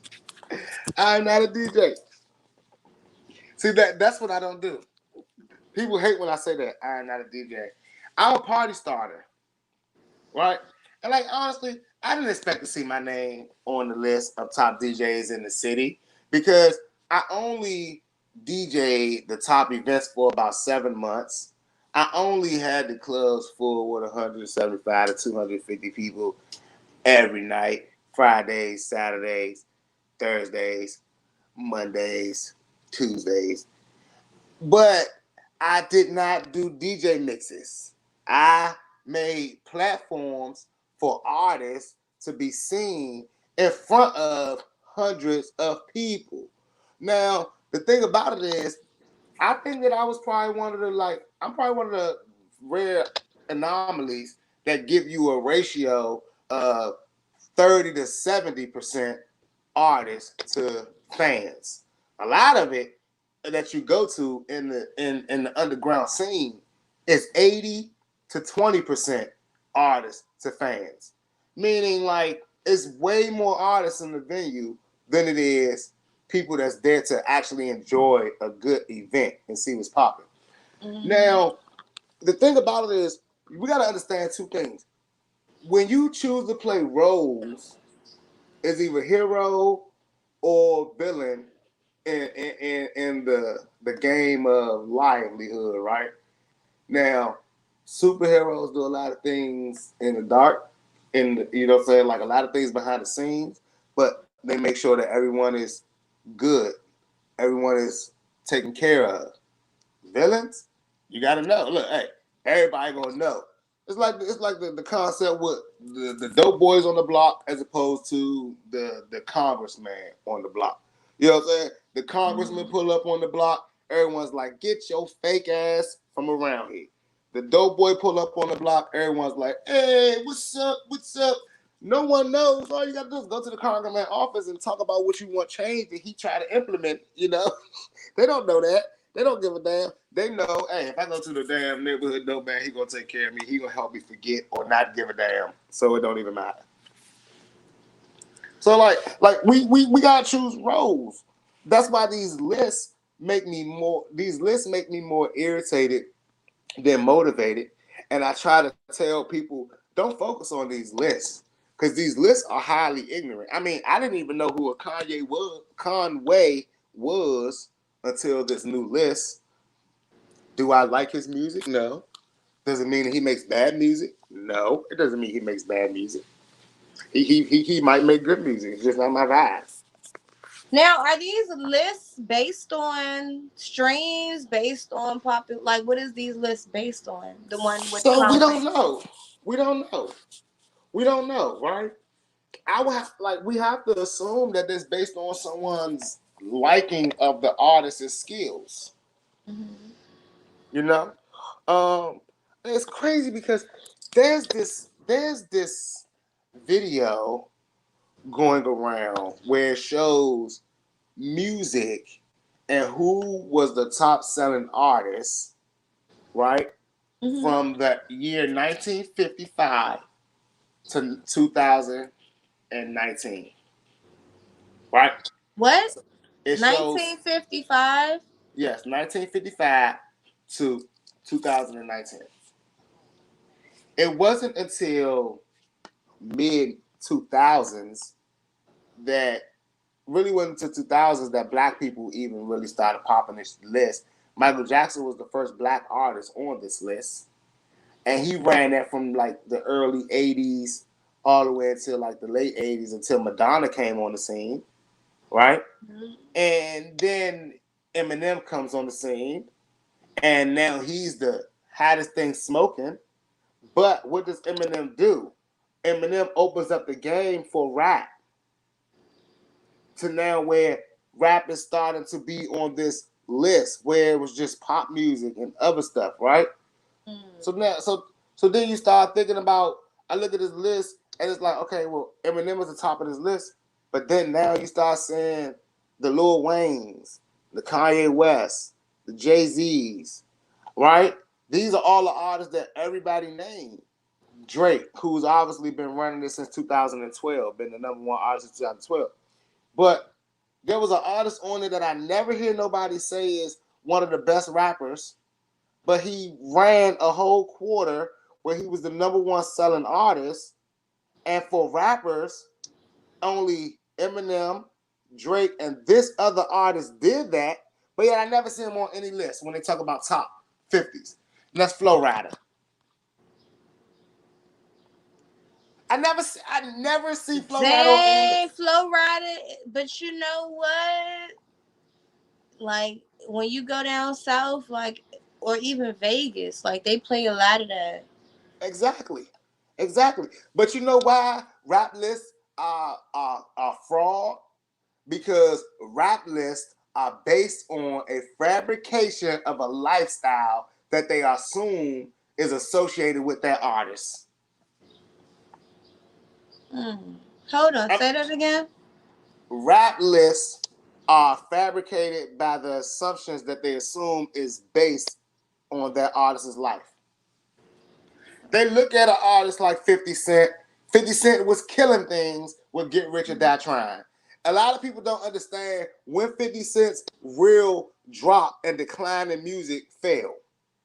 A lot of people will try to name these albums and name these things and talk about these things. But the real deal was when 50 Cent did an interview and openly said, I've never smoked, I've never drank, and yeah, I was shot because I sold a little bit of drugs, and but I don't do these things. Well, sales started to decline because guess what? 50, we didn't buy your album Get Rich or Die Trying because we didn't think that we bought that album because we thought that we could hit a blunt and ride down on our mini men. And you told us you don't even do that. So now we don't believe you anymore. That's See, what happened? yeah, but the reason why Jay Z is never going to fall off because he talks about it like it is. He evolved and he talked about it like it is. He told it like it was. He don't have to say I'm a gangster. He tell you I'm a businessman. I run this. I do that. I do that. And they don't challenge him. You know what I'm saying? But Mm-hmm. look. Why you think Ja Rule was able to be taken off the map so easily? It ain't just because it's because you serve a persona. You either a hustler or you getting women, and if you ain't getting women because you're settling down or you're running from a man and you ain't a gangster because you got somebody running up on you and setting your shit down, music ain't gonna believe you. Yeah. So for real, rap artists get thrown in lanes based on what they are. I mean, Chief Keef changed the whole game and realm of music for the Chicago area. right? I mean, but we don't talk about Chief Keef. We don't mention Chief Keef on these lists. And we can say whatever we want about people's style, Soldier Boy and Bow Wow. That versus was the most hilarious verses I ever seen in my life. Right? I didn't even get to see it. How was it? Hilarious. Hilarious. Soldier Boy did the same song 3 times in a row, and everyone is saying that he lost because of that. However, I don't think that they understood the genius and what was going on. Because see, y'all, we let me talk as if I'm the artist for 5 minutes. Can I do that for 5 minutes, Jezebel? Okay. All right. All right. We as people, we look at the show, we look at it and we see a show and we gather it from that. We don't care about logistics. We don't care about points trying to be proven. We just look at a show, right? And we look at a show. If you look at a person's show, you're always going to base it on the show before it. We always do that. I mean, like, even if an artist comes to our town and give us a show, we're going to say, damn, he was different last time he came. You know, and we're gonna be basing that off of if he was better the first time and not as good the second time, we may not go the third time. Right? So we look at these things and we like, all right, versus is this. It has to be that. It has to be this. And when we look at someone go outside of the platform, it's like, oh, he did the same 3 times in a row. He lost. Well, we as people, we're looking at this, yes, that may seem like a tactic. Bow Wow says to him, you're doing 3 songs in a row, prove that you don't have the songs to compete with Bow Wow. Now, I ask people this.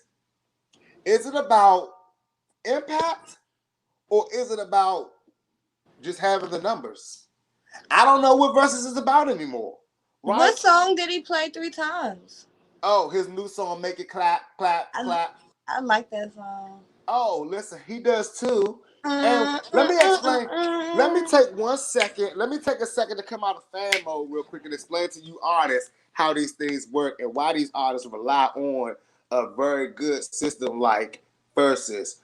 So you seen the first time he performed the record, they had about 260K people in there in the room.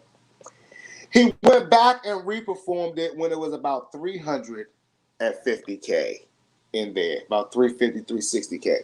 And then his third time he performed it, it was 567K in there. Now, what y'all saw was him doing the song 3 times over and over again, but what me as an artist saw, I saw Soulja Boy just get his records streamed over 1 million times. One record, one new record, one record that he probably owns 100% of, one record that he got features to get on so that he can rerun that record multiple times. And there was over 500K people in there, and we know how the game of streams go. However many people watching is how many streams that counts at that time. So, did he really lose? He showed he has a current song. He showed that he has a current song with current stars. And on the platform where you can't play a whole song or you can't play songs with all your features on it, and you want to stress the point that, hey, I got this artist on my song, I got this hottest artist on my song, and this hot artist on my song, I want the whole world to know I got all these features tonight on this one song. That's a flex. I also need y'all to understand something here. The message was not about Soulja Boy beating Bow Wow in music. The message struck for that verses to me was impact. Yes, Bow Wow changed the game and made all kids out of everywhere rap well, right? I mean, before him, I'm sorry. Aisha and all them people that was rapping, the ABC, the Bad Creation people, they rap really bad, right? They rap really bad. Bow Wow was the first kid that came out and you was like, yo, this dude can spit as a kid. He rapping. But that was still a kid. You know what I'm saying? Like he was still a kid. So we're talking about these things were based off of impact. Now I'm looking at y'all were looking at the verses on stage. I was looking at the crowd. I was looking at the people. That was the first verses I seen that was full, where you could actually see the crowd in the building. Oh shoot. And there's video footage. All of y'all can go and look on the YouTubes and watch the recaps. But if you watch the people, like I said earlier, Jezebel, about Beyonce, the people spoke. The people spoke. Body language, um, ovations, um, vibe, partying, a feel. Bow Wow just didn't do it for the people. He had 4 songs that are hits. Because honestly, that lady when Bow Wow speak to the ladies, he's unbeatable in that lane. He was like the new LL. He's like our LL. You know what I'm saying? But the problem is Bow Wow didn't want to be our LL. He wanted to be our Wayne. He wanted to be our hardcore rappers. And Uh-huh. let's just be real. He never was gonna be that. He never was gonna be. We never was gonna look at Bow Wow to think that he could beat you up. We never was gonna look at Bow Wow to think that he was gonna possibly sell you some coke or some weed. Even we didn't even think Bow Wow would sell you weed. Bow Wow is that kid that you assume mom is gonna buy him all the new Jordans. He got his own room. You know, we can all go over his house and he's the type of kid that we'll all go over his house and he'll have one controller and we have to watch him play the game. That's fucked up. Nah, You know you okay. got a cousin like that. You know you got a cousin like that. Everybody got a Yeah. cousin like that. One of them single child cousins, you go over their house and they popular. They got all the cool shoes because they're the only kid. They got all the cool games and they let you watch them play it all day long. You like, can I play? No, you're not play this. This new. Yeah, definitely. That's Bow Wow. Bow Wow is that kid. Bow Soldier, on the other hand, is the kid that you go over his house, you hang with him, you be like, I'm thirsty, he be like, nigga, go and get it out the refrigerator. Go get it. You know what Kool-Aid at? You tell him ain't no more Kool-Aid, he be like, just make some more. You know what I'm saying? That's the type of friend that I think Soldier Boy, he seems like the type of friend that had a Nintendo 64 because it had 4 controllers. So all his friends could play it at one time. He like Did the type you of person hear that still him? play Nintendo. Did you hear him go off on Charlemagne because Charlemagne said he wasn't from Atlanta? Yes. And Did you Charlotte, know he was from Atlanta, or did you think he was from California too? so I thought that he was from Atlanta, but I seen somewhere on one of his somewhere where it says he's from California. And I'm gonna tell y'all, he also said he was from Chicago, and he said he was from somewhere else. Now, I don't know what to think about where people are from anymore, yeah. Jezebel, I'm sorry, because I'm still confused by people from Baltimore saying that DMX is from Baltimore. Is he? I don't even know anymore. Was he born in Baltimore and raised in New York? Did he grow up in Baltimore and then move to New York? We got some reports that say he was born in Baltimore. Some reports say he was born in Yonkers. Um, I think that it's just I don't know. I don't know if we are supposed to say where we from is where we born or where we raised. You know, is it like I moved to Maryland when I was maybe 10, 11 years old, right? Now, do I sound from DC? Do I sound from Maryland? I mean, now that I live in Atlanta and I've been here a year and I'm like, do I say I'm from Atlanta? I don't even know anymore. It's like so weird because this world is full of people, right, who pose up so much and make it so hard to just be free to say, I'm just here. We gotta be from somewhere. Everybody gotta claim something only when you famous though. Only when you popular.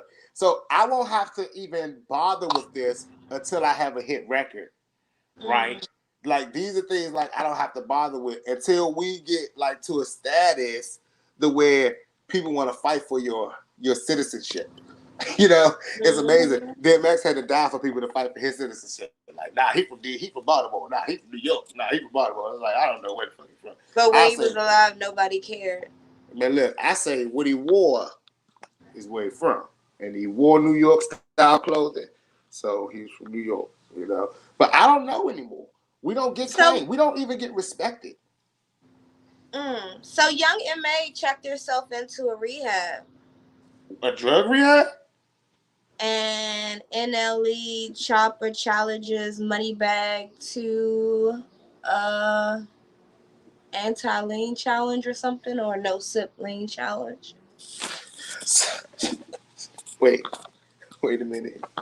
My they're gonna iPad died, so I they're gonna can't give you stop. word They're for. gonna stop drinking lean. Well, he's saying for every pint of lean you drink, drink a pint of chlorophyll. I guess to rejuvenate your body or something. But um, Time out. Time out. He gave a tip on how to balance yourself out from some syrup, some lean, huh? I guess he's trying to encourage the youngins to not drink lean. Well, how could we say this? Too late. And how do you feel about music and mental health? Like, can you feel? Okay, Do you feel so like your music career can sometimes drain you? And if it does drain you and you're not attaining the success that you want, what are some tips you use to stay balanced? so honestly, a lot of people I share like a lot of people know on the show I share a lot of my personal stuff. But I actually had to start seeing a therapist 2 years ago, right? I suffer from depression, like very heavy. So I know that mental health and mental things like that is very serious, is a serious issue. Now, I don't think that it's just in the music industry. I think that the music industry and or entertainment is our safe haven, right? It's where we're good at because what makes people like artists is vulnerability. Being bipolar sometimes is an advantage for me in music that is not in the real world, right? Mhm. I can walk into the booth and be feeling away, and sometimes it transcends on the track to be a really good record. I may not even sound like myself. Sometimes I channel different voices to get out a feeling that I have, you know. But to walk into a job like that, they look at that as you're crazy. You can't Mhm. function here. You know, they don't understand that in the daytime you may be mad, noon you may be sad, nighttime you may be happy. You know, it's Mhm. like a lot of people say things like I've seen jobs where people will say things like, "Oh, you happy now because it's time to go," but no, you don't understand that it's about sun alignment and moon alignment. You Yeah. know, it's like when that sun is down at the bottom, so is that person. But as it starts getting higher up in the day, they start to perk up. But Mhm. your lack of empathy to the real world, because a lot of people think, oh, if I do it, then you can do it. Because Right. I work every day, you should be working every day. I'm here, Mhm. you here. But Right. no. So in the music industry, it's or entertainment industry, our defects with mental health, you know, without mental, seem to be to work. However, Mhm. the problem is still success is always the barrier, right? Right. And you have to push yourself more and more. And the best artists are not just pulling their experiences, they Mhm. are pulling everyone's experiences. Right. So that kind of gets crazy sometimes. I mean, like there's times when I don't even get to open up my eyes completely before I'm bombarded with 3 phone calls, 3 different problems. you know, and usually people are comfortable talking to me because I'm like a receiver. I listen. I don't judge. I talk. And I share my experiences because usually half the times I've been through it or going through it, or talk to someone that has went through it, right? So with that, with being a receiver, you put yourself in those positions, and it's like, imagine if you were the type of people, because a lot of people don't know how to express these things. So with artists, when they're under these restrictions, a lot of these new artists that we don't see like we want to, because they sign these contracts that say you can't put out what you want to put out, Right. no creative control, you know. So now you stuck with these things in your head, and before you get signed, you're free. Like when you hear something, so you're free to run into the booth and put it out. That's why a lot Right. of fans love you. They I love them. I love they now they sign they different. You know what I'm saying? It's like damn, like the label is pushing this agenda, and you have to have a certain budget, be strong enough, move a certain way to break out of that. You know what I'm saying? So yeah, music is an outlet. Music and a lifestyle is an outlet, and so and a lifestyle and a lifestyle is tough when you forced to when you forced to be something or you Young and May. I find Young and May's position very interesting because she's chosen the route of a dom in a male dominated industry, right? In a time when it's shifting to women dominancy. So it's like, damn, you kind of out of place again. It's like I'm not laughing. nah, I'm just saying, like you kind of out of place again. Like damn, like all right. The errors of, what I'm saying? So she might have to go sit down and talk to artists like the Brat, you know what I'm saying, and figure out how the Brat was able to maneuver through this joint. Because I think the Brat was one artist that really had a real good career of throwing us off until we actually got confirmation. I don't think that any Dom is going to ever take the game how they want to take it, but it could happen. Now I'm gonna tell y'all some good stuff and some bad stuff. I Bad ain't news found no first. huff. Oh, bad news first. Bad news first. Interesting. All right. Well, bad news first. I found this strain, y'all, and it was told to me that they didn't know what it was, but it was a very good sativa that kept me up all night. Bad news, I don't know the name of it, and it was from a But it was neighborhood. good. No, it wasn't that good. It wasn't that good, It but it kept just you kept up me all up. night. It just kept me up. But like I said, y'all, the best part about everything that's happened to me ever since I went on Flint reached out to me, and they got right. So they gave me two different flavors. One was definitely still Huff. That's the bad news. That was the sativa that definitely kept me up. But Flint has finally got Czar, y'all. So Flint has finally got rapper weed on Flint. And now I had the luxuries of getting something. Now, it was a very strong indica. It was a very strong indica, y'all.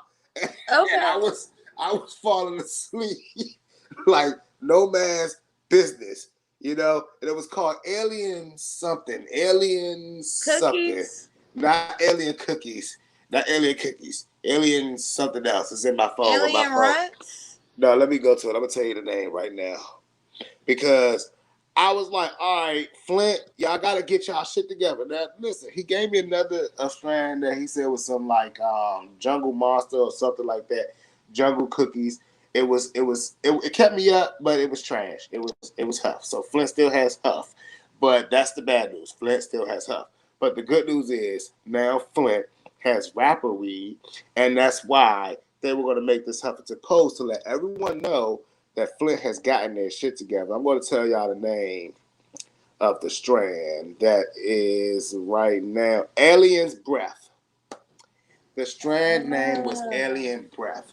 Y'all, when I tell y'all, amazing, delicious. I tried to save some for the ride for down here to show y'all.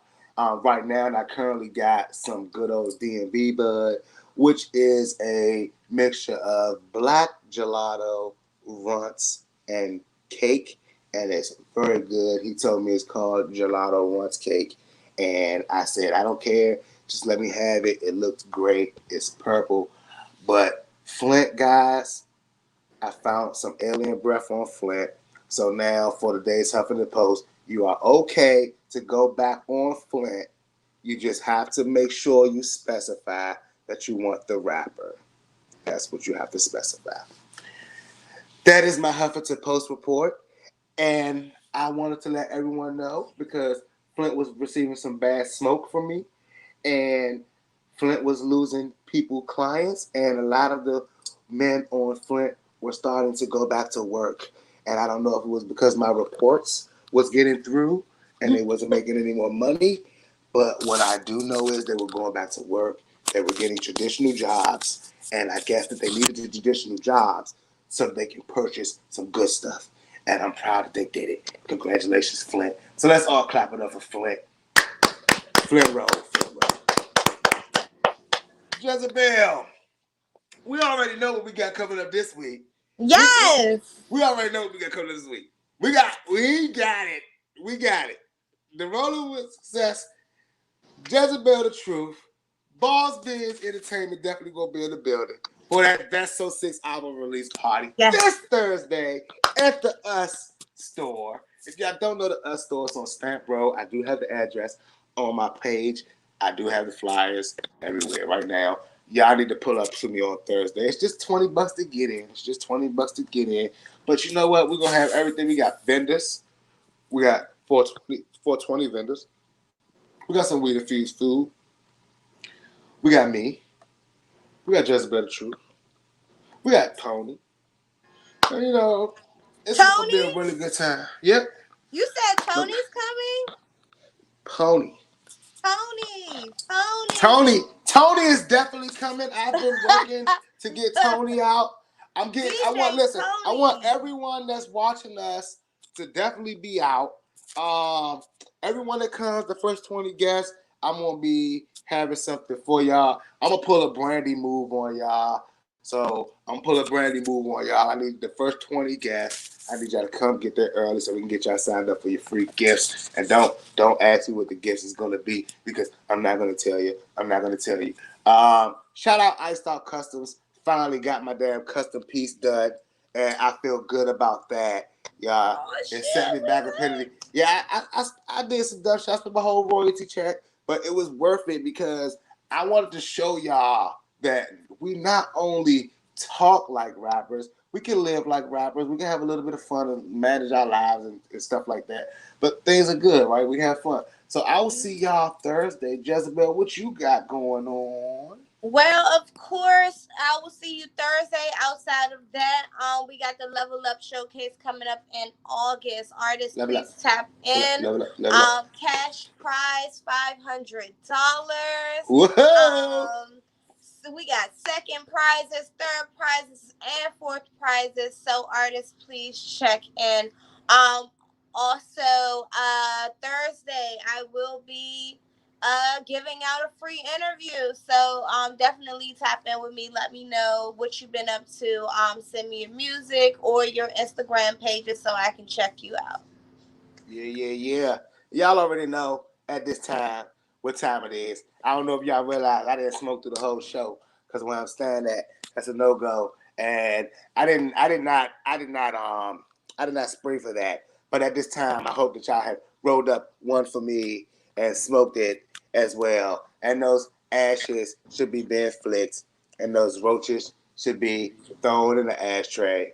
And I see y'all are about to roll up another one because I'm about to go roll up one myself of this gelato runs cake. And we out. Bye, y'all. See y'all next week.